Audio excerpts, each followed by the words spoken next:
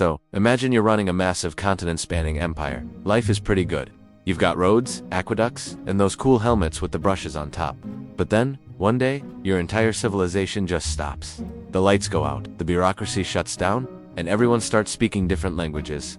Yeah, that was basically the 5th century AD for the Roman Empire. Now, most people think the empire fell because of one big, dramatic event, like a barbarian king kicking in the door and changing the locks. But history is rarely that simple, or that tidy. The real story is a lot messier, and frankly, a lot funnier. It has a story about an empire that tried to fix its problems with increasingly weird and desperate solutions. Think of it like a guy trying to plug 50 leaks in a canoe, using only bubblegum and hope. Our story starts in the good old days, known as the Pax Romana. For about 200 years, things were surprisingly stable and prosperous. The empire was like a well-oiled, slightly oppressive machine. But then, around the 3rd century, the machine started making a funny noise. First, the problem of succession reared its ugly head. See, Rome never really had a clear rule for who became emperor next. It was less the crown passes to my son and more, I hope the army likes my son. This led to a fun little period historians call the crisis of the 3rd century. In 50 years, Rome had about 26 emperors. Most of their reigns ended with the phrase, and then he was murdered by his own troops. It was a bit of a revolving door situation. Imagine your boss changing every single year, and each new one launches a new expensive war. Not great for long-term planning. The empire was also getting too big to defend. Barbarian tribes were poking at the borders, and the legions were stretched thinner than cheap pizza dough. So, the emperors had a brilliant, totally not going to backfire idea. They split the empire into 2 halves to manage it better. Meet the Western Roman Empire and the Eastern Roman Empire. They were like roommates sharing one giant, crumbling apartment. The East got the nice bedroom with all the money and trade routes. The West got the drafty living room with all the aggressive neighbors. This brings us to Emperor Diocletian, a man who looked at the chaos and said, I can fix this with more rules. He created a system with 2 senior emperors and 2 junior emperors. It was called the Tetrarchy, which is Greek for this is way too many bosses. The plan was to ensure smooth succession and share the workload. Spoiler alert, it did not ensure smooth succession. As soon as Diocletian retired to go farm cabbages, the other emperors immediately started fighting. It was like a season finale of a reality TV show. Meanwhile, the empire had a massive economic oopsie. For centuries, Rome's currency was the silver denarius, but emperors kept spending money they didn't have, on wars and bread for the mob. So, they did what any of us would do when short on cash, they watered down the coin. They put less and less silver in each one, hoping nobody would notice. This is the ancient equivalent of printing $1 trillion. The result was runaway inflation. A loaf of bread that cost 1 coin now cost a wheelbarrow full of coins. The economy was in the toilet. To deal with this, the government just started demanding taxes and grain and pigs.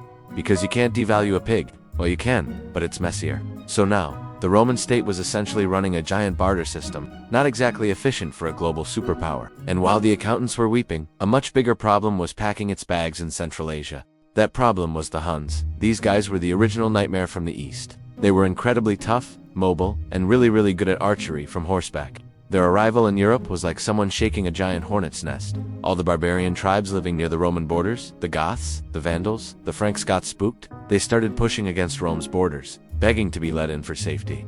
The Western Roman Empire looked at the huge, desperate crowd at its gate and had a decision to make. They could try to fight them all, or they could let them in and try to make them allies. They chose option B. It was the if you can't beat them, invite them over for dinner strategy. Thousands of Goths were allowed to cross the Danube River and settle inside the empire. But here was the flaw. The Roman officials in charge were corrupt and kind of terrible hosts. They promised the Goths food, but then sold it to them at insane prices. They even made the Goths trade their children into slavery for dog meat. Yeah, it was that bad. So, the Goths, understandably upset, decided to just take what they needed.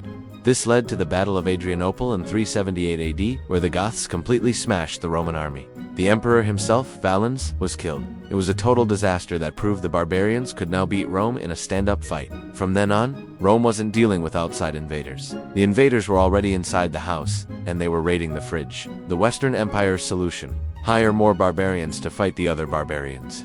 The Roman army began to look less like a Roman army and more like a very well-armed United Nations.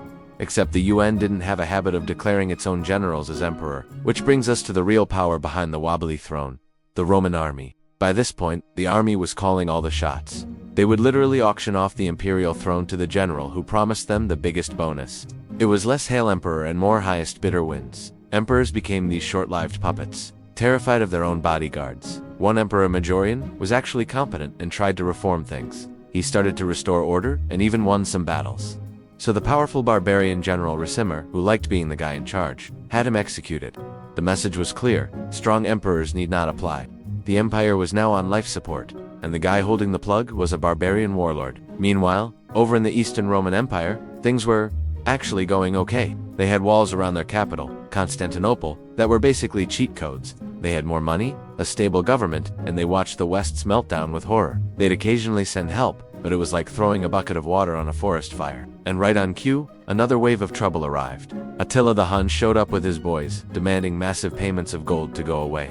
Both halves of the empire paid him for a while, calling it diplomacy. The East eventually told him to get lost, and he turned his angry gaze toward the West. He invaded Italy, leaving a trail of destruction. But then, in a truly bizarre plot twist, he just stopped. He was persuaded to leave by a delegation that included the Pope. History is fuzzy on the details, but it probably involved more gold. Soon after, Attila died on his wedding night from a nosebleed. Of all things, his empire fell apart faster than a cheap lawn chair. The Western Empire breathed a sigh of relief, thinking it had caught a break. Yeah, about that. With the Hun threat gone, you'd think the Western Empire could finally get its act together. Nope. The barbarian generals inside the empire now realized nobody was really in charge. It was free real estate. So, a Vandals, and we'll get to how weird that name is in a second, decided to take a vacation. But not just any vacation, a sacrum vacation. In 455 AD, King Genseric and his Vandal fleet sailed right to the heart of the empire. They strolled into Rome and spent 2 weeks looting the place clean. This is where we get the word vandalism, which is a pretty lasting legacy, honestly. Rome had been sacked before, but this one was a real sign that the empire had no teeth left. It was like a home invasion where the police just watched from the curb. Now, for the next 20 years, the Western Roman Emperor was a purely fictional position. The real power was a barbarian general named Ricimer, who we met earlier. He was a kingmaker, installing and removing puppet emperors like they were action figures. He put a guy named Libius Severus on the throne. Everyone knew Severus was a puppet, so much so that the Eastern Empire refused to even acknowledge him. It was awkward. After Severus died, Ricimer went without an emperor for a whole year. He was basically running the empire as a military dictatorship, but couldn't be bothered with the paperwork. Eventually, he appointed Anthemius, a guy from the Eastern Empire sent to help. But then, of course, Ricimer had a falling out with him, and had him killed too. Guy had a real problem with commitment. By the 470s, the empire was just Italy and a tiny bit of southern France. The rest was a bunch of independent barbarian kingdoms: Visigoths in Spain, Vandals in Africa, Franks in Gaul. The map looked like a patchwork quilt made by someone who didn't know how to sew. The final emperor is a guy whose name is perfect for the job. Romulus Augustulus. Sounds impressive, right? But his name was basically a joke. Romulus was the legendary founder of Rome. Augustulus means Little Augustus, a sarcastic nickname because he was a kid. So he was Little Augustus, founder of Rome, which is the most overpromising name in history. He was a teenager placed on the throne by his father, a Roman general named Orestes. But here's the twist. Orestes' army was full of barbarian mercenaries. And those mercenaries wanted a simple payment: 1/3 of the land in Italy. Orestes said, "No way, that's a terrible deal." The mercenaries were not amused. They appointed their own leader, a guy named Odoacer. Marched on the capital at Ravenna, captured it easily, and deposed little Romulus. But get this, he didn't kill the kid. He found the boy emperor so pathetic and harmless that he sent him to live in a castle with a pension. It was the world's most polite coup. Then, Odoacer did something symbolic. He took the imperial robes and crown and sent them to the Eastern Emperor in Constantinople. The message was clear: we don't need one of these anymore out here. The year was 476 AD, and that's the date your history book says the Roman Empire fell. But here's the thing, nobody in Italy really noticed. Life went on. Odoacer just called himself King of Italy and ruled pretty much the same way. There was no dramatic collapse, no explosion. It was less the fall of Rome and more Rome decided to quietly become a different thing. So if the empire didn't dramatically die in 476, what are we even talking about? Well, the Eastern Roman Empire, which we now call the Byzantine Empire, kept going for another 1,000 years. They considered themselves Romans until the very end. So in a way, half the empire was still kicking. But the western half, with its senate, its legions, and its ancient capital, was done. Its disappearance was a slow-motion failure of a system that ran out of money, loyalty, and ideas. And the funniest part? The barbarians who took over didn't want to destroy Roman culture. They wanted to be a part of it. They just wanted a piece of the pie, and the Romans were too stubborn and broke to share it nicely. So, if a barbarian king was now ruling Italy, did anything actually change? For the average farmer, not really. You still paid your taxes, but now the guy collecting them had a cooler mustache. The real change was more subtle, and it had been happening for centuries.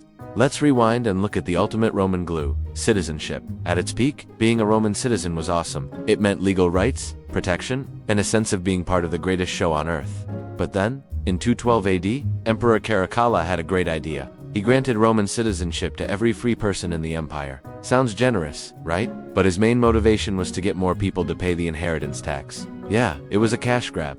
The side effect was that citizenship became cheap. When everyone's special, no one is. The prestige and loyalty that came with it just evaporated.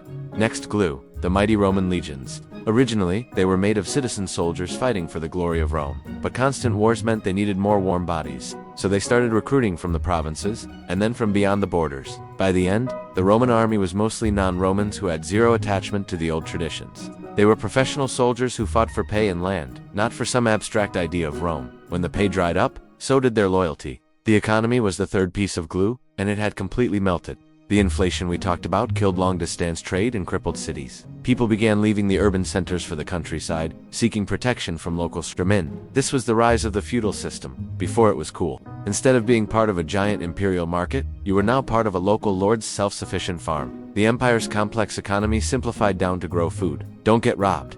And then there was the glue of central authority. Remember the tetrarchy and all those emperors?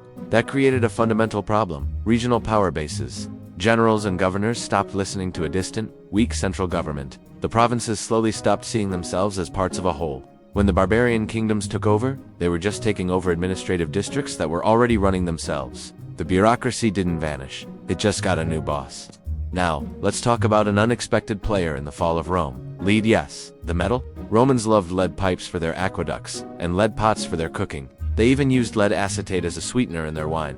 Some historians have suggested this caused widespread lead poisoning, making the elite literally insane. While this lead pipe theory is probably exaggerated, it's a fun metaphor. The empire's leadership, over centuries, made a series of genuinely terrible, short-sighted decisions. It was like they were making policy while huffing paint. But the biggest change was almost invisible, a loss of confidence. For centuries, Romans believed their way was the best way, their empire was eternal. But after the 3rd century crisis, the sacks of Rome, and the puppet emperors, that belief shattered. People stopped investing in the future of the empire because they stopped believing it had a future. They looked out for themselves, their family, and their local strongman. When the final act came in 476, it was just paperwork. The idea of a unified Western Roman Empire had already died in people's hearts and minds. It was a ghost that finally stopped pretending to be alive. And in its place rose the kingdoms that would become medieval Europe. But one institution did survive the chaos, and even thrived: the Christian Church. While emperors were being deposed, bishops were setting up shop as community leaders. The church preserved Roman Latin, administration, and even some law. In a way, the Pope in Rome inherited the emperor's spiritual authority, which is ironic, because earlier emperors had spent centuries persecuting Christians. History has a weird sense of humor. So, we've got barbarian kingdoms, a dead empire, and a rising church. What did the fall actually look like on the ground? Well, first, the famous Roman roads didn't disappear. People kept using them for over 1,000 years, but without a central authority to maintain them, they slowly got potholes, then dirt, then were reclaimed by forest. The aqueducts. Many kept working until they broke and nobody knew how to fix them. The engineering knowledge slowly faded away. It was like losing the instruction manual to a really complicated appliance. Public baths, those social hubs, fell into disrepair. Turns out, running a giant heated swimming pool is expensive when your tax base is gone. Europe entered what some call the Dark Ages, but not because everyone got stupid. It was dark mostly because we have fewer written records. Life became more local, more rural, and frankly, less about building giant marble temples. But here's a crucial point. The Eastern Roman Empire, aka Byzantium, was watching all this from Constantinople, and they were not cool with it. They still considered themselves the rightful rulers of the entire Roman world. So, in the 530s, the Eastern Emperor Justinian launched a wild plan, Reconquista Rome edition. He sent his brilliant, ruthless general Belisarius on a mission to take back the West, and for a hot minute, it worked spectacularly. Belisarius reconquered North Africa from the Vandals with almost comical ease. Then he moved into Italy and took back Rome itself from the Ostrogoths. Justinian was doing a victory dance back in Constantinople. But then, the old Roman problems came back to haunt him. His empire was stretched thin and running out of money again. To make matters worse, a devastating plague swept through the empire, killing millions. It was like the universe was saying, nope, not today. The Ostrogoths regrouped and the war in Italy dragged on for decades, utterly destroying the peninsula. The reconquest left Italy more ruined than it had been before. Justinian's dream of reunification died with a whimper, proving you can't just glue an empire back together. Back in the West, the new barbarian kings faced a hilarious dilemma. They had conquered this fancy civilization, but they had no idea how to run its complex systems. Tax collection, legal codes, census data. Yikes. So, they did the smart thing. They hired the old Roman bureaucrats to keep doing their jobs. For a long time, life in places like Visigothic Spain or Frankish Gaul was a weird fusion. Barbarian kings issued laws written in Latin, using Roman legal concepts. They even minted coins with the emperor's face on them long after there was no emperor in the West. It was cultural cosplay, but it worked. This blending is why we don't have a clear before and after picture. The fall wasn't an apocalypse. It was a slow cultural merger where the Roman ingredient got diluted over generations. And what about the Senate, that 1,000-year-old institution? It actually kept meeting in Rome for over a century. After 476, they'd discuss sewer maintenance and send pointless letters to Constantinople. They were basically a very fancy town council, clinging to the memory of their own importance. They finally fade from history, not with a bang, but with a bored sigh. The last recorded act of the Roman Senate was in 603 AD, sending some fancy statues to the emperor. It was the political equivalent of putting your stuff in storage and losing the key. By the year 600, the concept of a Western Roman Empire wasn't just dead. It was ancient history. A new world order was crystallizing, based on kingdoms, Christianity, and feudalism. But the ghost of Rome never really left. Every king and emperor in Europe for the next 1,000 years would try to claim its legacy. They'd call themselves Holy Roman Emperor or Tsar, which comes from Caesar. They were all trying to put on a suit that had stopped fitting centuries ago. It's the ultimate historical irony. Rome fell, but everyone kept trying to resurrect it. So, how did the Roman Empire really fall? It wasn't one thing. It was a subscription service where every automatic renewal was a new catastrophe. First, they auto-renewed political instability for 200 years. Then they added the economic hyperinflation premium package. They threw in the barbarian recruitment drive expansion pack, which ironically created more barbarians inside the walls. Finally, they enabled the total loss of civic confidence setting. By 476 AD, the system just crashed. And when the user, Odoacer, tried to call tech support, they said, "Have you tried turning it off and not back on again?"